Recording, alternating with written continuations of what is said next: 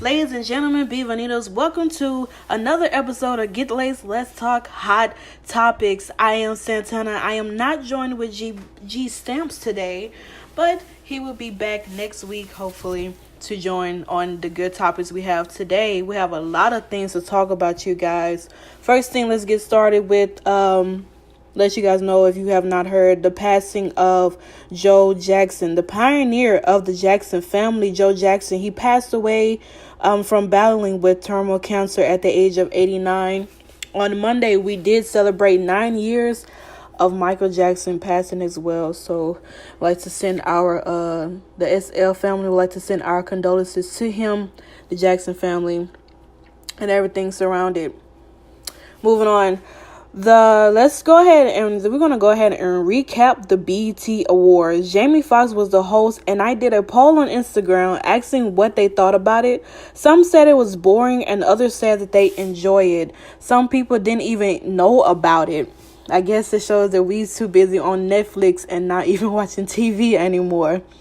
Some people didn't know about it. My honest opinion on it, I felt like it could have been better. It's not much of an excitement anymore because there's nothing to get excited about.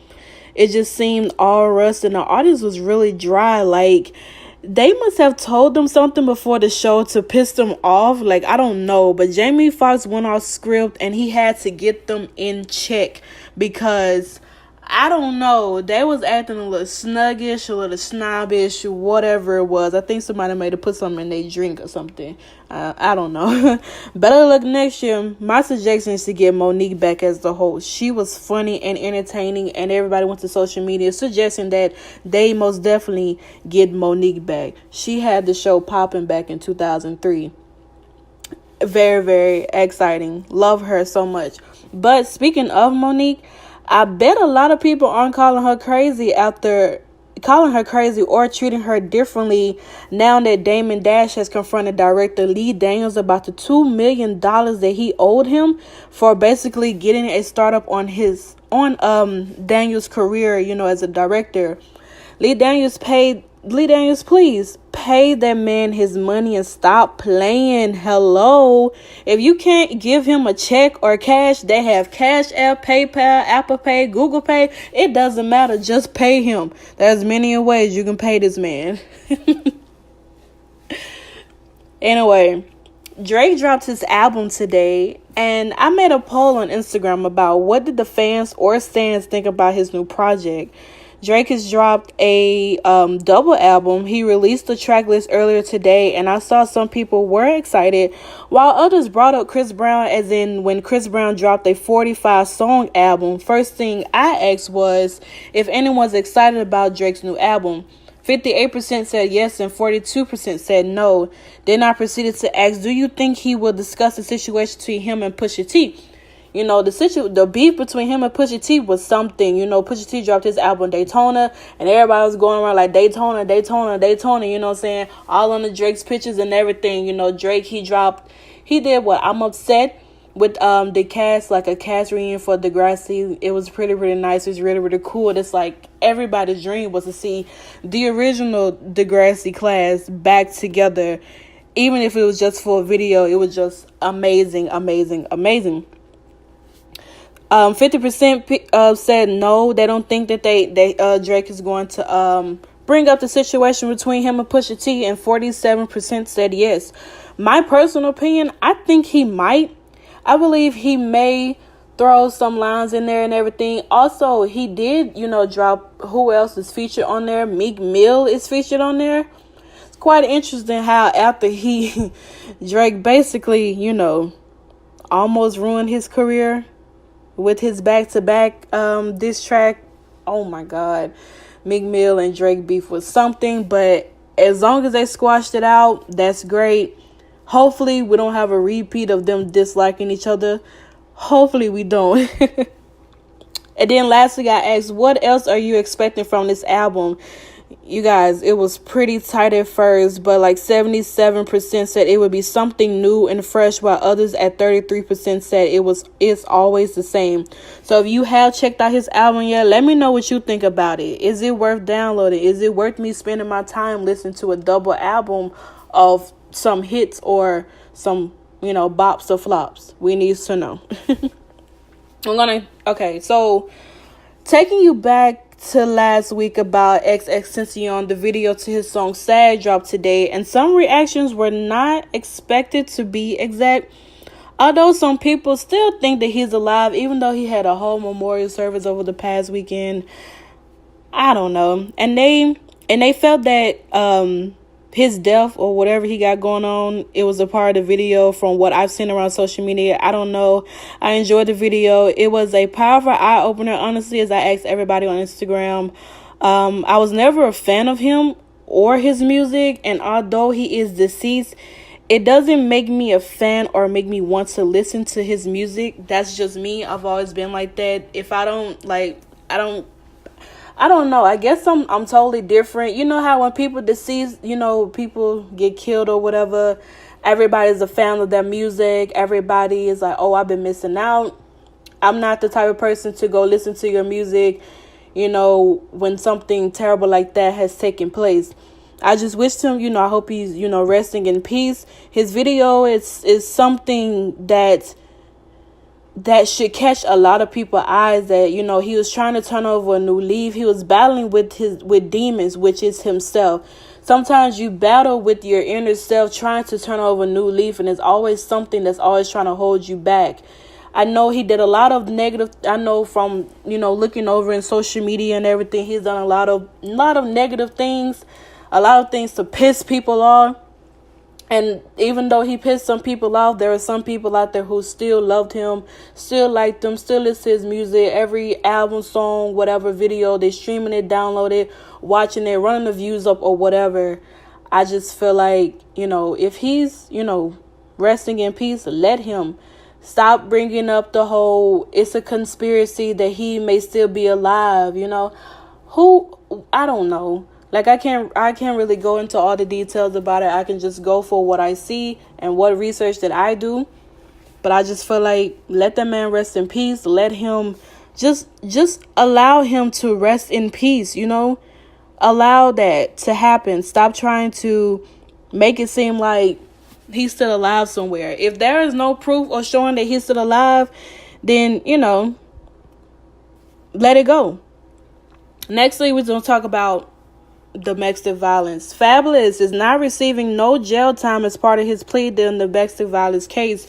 When, a few months back, he allegedly threatened and assaulted his baby mama, girlfriend, wife, side chick, whatever she is, Emily B. We don't really know what relationship they have. It's like he ain't gonna marry her anyway. So it said, under the plan, Fab will plead guilty to a lesser charge and be sentenced to a diversion program for the first-time offenders instead of going to prison. They said the program lasts anywhere from 6 months to a few years, and if Fab successfully completes it, the charge will be removed from his record. It says he will go back to court next month. So it seems like Emily don't care, and I don't either. So I'm trying to figure out where's the same energy y'all gave Chris Brown. Now, with Chris Brown and his whole incident with Rihanna, he didn't get no first time. I don't believe he even got no first time. I don't even think that he even did that. I don't even think that he even got a chance to even, go through any of the things that Fabulous went through and stuff like that. So I'm very, very lost. I feel like he should go to jail for his incident, whether it was a first time, second time, last time, next time, no time, whatever. I feel like he should still go to jail to at least get some sense into his head for what he has done, no matter what. Keep that same energy that you had with Chris Brown with his situation, and so on and so forth. Now, lastly, Donald Trump comes from Maxine Waters after she encouraged people to confront his administration over immigration policy. Now, Donald Trump took to Twitter, as he always do, goes to Twitter, bashes people, try to tell people how they should be and all this and that. Maxine Waters, she said that let's make sure we show up whenever we have to show up. Donald Trump tried to put a ban on, traveling and stuff, and with the whole immigration thing. And it said that, she also said that, and if you see anybody from that cabinet in a restaurant, in a department store, at a gasoline station, you get out and you create a crowd and you push back on them, and you tell them they not welcome anymore anywhere. We got to get the children connected to their parents. We don't know what damage has been done to these children. She added, all that we know is they're in cages, they're in prisons, they're in jails. I don't care what they call it. That's where they are. And Mr. President, we will see you every day, every hour of the day, everywhere that we are, to let you know you cannot get away with this.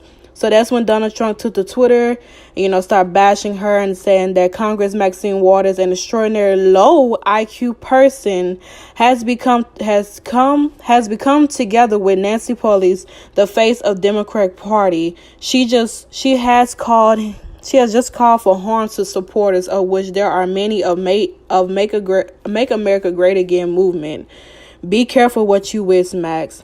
It's just like he's trying to threaten her or something. Now, you don't come for Auntie Maxine now, because Auntie Maxine is not going to tolerate that. She's going to put you in your place, Donnie. So you better calm down and chill out. Do not come for her. When does his Twitter ever get deactivated? Honestly, it feels like, trust me, he going to resign after her clapback. He going to need to sit down for a couple of minutes, because I am not finna play with him. You know what I'm saying? You should not be allowed anyone to belittle you, anyone considered the daily. He should be banned from Twitter, to be honest. Even though they have deactivated his Twitter once before, it seems that he just keep coming back. They obviously do not deactivate it that long. But lastly, like I said, I want to end on a positive note. I would like to send my condolences to the people in Nigeria. There was a big fire that took place probably 5 hours ago. It said at least 10 people have sadly lost their lives. Sources say a gasoline tank truck crashed and exploded into flames on the bridge of their expressway. There is no more details on it, but I pray and hope that all of those people are okay. And my condolences to the 10 people, to the least of the 10 people who have passed away. Also, 4 people deceased and 20 others injured in a shooting at Maryland's Capitol Gaza newspaper building. There's multiple, says, fatal shooting in a newsroom. Send our prayers over there to them at the headquarters in Indianapolis, where at least 4 people have passed away and 20 were injured. Police were tipped off by an intern who tweeted about the active shooter asking for help. Authorities have the shooter in custody, and soon there will be some more updates on that as well. Oh man, it's just so much news, there's so many things that's taking place. And it's just so much that's going on right now, you guys. We have to stick together and we have to pray. But that's my time. That's all we have for this week. Tune in next week for more hot topics with your girl Santana, and I will be reunited with G Stamps as well. I would like to thank the listeners for listening, always tuning in with us, and make sure you stay connected with us on all social media platforms, such as Twitter at Southern Lace, Instagram at Southern Lace Official, and of course our website southernlace.com as well, and every other platform that we have. And as you know, do what you can where you are with what you have. Stay laced and stay blessed. We're here for you next time, you guys. We out.